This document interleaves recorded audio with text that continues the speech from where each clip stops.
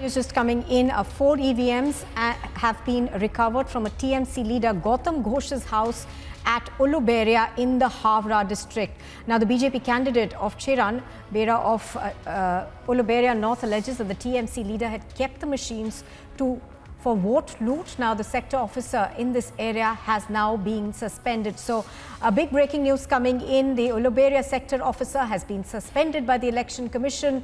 4 EVMs have been found at the residence of a TMC leader, Gautam Ghosh, his house in Uluberia in the Havra district. Do remember that Havra is voting today.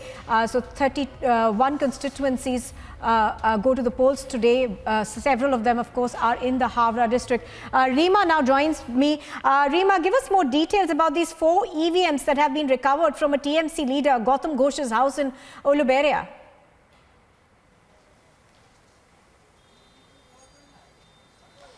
अब से आधे घंटे पहले ये खबर हमने दर्शकों के सामने ब्रेक की थी उलबेरिया से कि कैसे टीएमसी लीडर के पास ये ईवीएम मशीन पाई गई है। हालांकि इसके बाद जो सेक्शन इंचार्ज है उनके ऊपर एक्शन हो चुका है, कार्रवाई हो चुकी है कि इतनी बड़ी लापरवाही चुनाव के दिन आखिर किस तरीके से हो गई। इस वक्त मैं उलबेरिया में ही हूँ और अलग अलग बूथ पे जाकर ये जानने की कोशिश कर रही हूँ कि क्या उलबेरिया में कहीं और भी परेशानी है, क्या इस तरीके से माहौल कहीं और भी बना हुआ है, क्या किसी पे कोई दबाव डाल रहा है। ये तमाम ऐसी बातें हैं जिसको लेकर उलबेरिया में, हावड़ा के उलबेरिया में पहले से आशंका थी कि यहाँ पे चुनाव शायद कराना शांतिपूर्ण तरीके से चुनौती भरा हो सकता है। और यही वजह कि हम बार बार अपने दर्शकों को ये खबर ब्रेक करने के साथ ही और भी बूथ्स की स्थिति बता रहे हैं। लेकिन फिलहाल इसके अलावा अभी उलबेरिया से कोई ऐसी खबर निकलकर सामने नहीं आई है। और ये जो डिटेल है वो हम अपने दर्शकों को एक बार फिर रिपीट करते हैं कि ईवीएम मशीन और वीवीपैट ये पाया गया था और उसको लेकर शिकायत की गई। शिकायत होते ही अब एक्शन हो चुका है, कार्रवाई हो चुकी है। ऐसी कोई घटना ना दोहराई जाए, इसको लेकर चुनाव आयोग भी सतर्क हो चुका है, अलर्ट हो चुका है। हालांकि दिलीप घोष के ऊपर क्या एक्शन होता है, क्या कार्रवाई होती है, इसको लेकर थोड़ा हमें इंतजार करना होगा। लेकिन अभी जो और जगहों की बूथ की स्थिति है उलबेरिया में और खासकर हावड़ा जिले के उन सीटों पर जहां चुनाव आज हो रहा है, वहां से अभी कोई ऐसी खबर नहीं आई है। हालांकि कुछ ही देर पहले हमने टीएमसी और आईएएफ के समर्थकों के बीच की भिड़ंत के बारे में हमने कुछ ही देर पहले अपडेट किया था। वो दक्षिण 24 परगना की खबर थी। हुगली और हावड़ा में इस वक्त अभी ऐसी कोई स्थिति नहीं है। चुनाव आयोग ने पहले ही सतर्क कर दिया था कि संवेदनशील बूथों की संख्या इस फेज में यानी थर्ड फेज में ज्यादा है, इसलिए एहतियातन कदम उठाए जाएंगे, ऐसे स्टेप्स लिए जाएंगे जिससे कि चुनाव शांतिपूर्ण तरीके से हो सके। तो फिलहाल ये बड़ी खबर अपने दर्शकों के सामने लगातार बता रहे हैं कि ये दिलीप घोष के घर से मशीन की बरामदगी हुई थी, लेकिन अब एक्शन हो चुका है। अब ऐसी बातें कहीं और ना हो, इसको लेकर भी चुनाव आयोग सतर्क हो चुका है।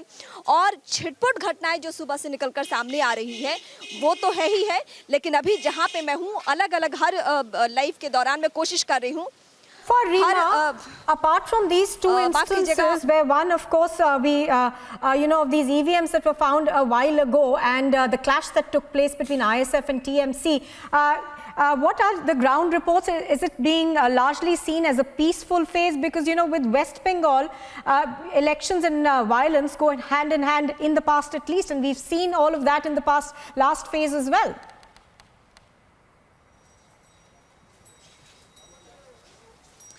दो फेज में जो चुनाव हुए हैं उसकी स्थिति को देखते हुए और खासकर नंदीग्राम की उस घटना को याद करते हुए जहां ममता बनर्जी के पहुंचने पर बहुत देर तक यानी तकरीबन 2 घंटे तक वो हंगामा होते रहा, उसको कंट्रोल करना बहुत मुश्किल हो रहा था। और हम लगातार अपने दर्शकों को वो तस्वीरें भी दिखा रहे थे। मैं उस दिन मौके पर मौजूद थी। तो उस घटना को ध्यान में रखते हुए जब थर्ड फेज का चुनाव था यानी हावड़ा, हुगली और दक्षिण 24 परगना, तो चुनाव आयोग ने उस तरीके से पहले से कदम उठाए।